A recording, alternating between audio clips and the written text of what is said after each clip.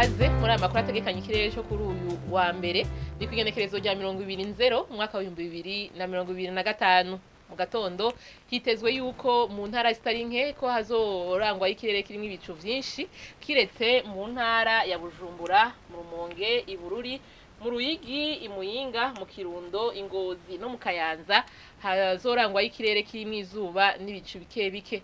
Ahazoba hakanye gusumba handi azoba ari mu ntara ya Mwaro aho ibipimo by'ubushuhe vyaho bizoba bigera kuri dogere Celsius 12 ku muhingamo.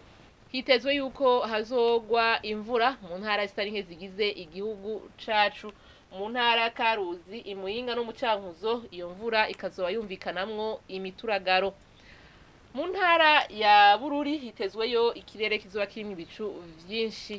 Mu ntara ya Rumonge hamwe no mu Kirundo naho hitezweyo ikirere kirimwo izuba rimwe n'ibicu bike bike.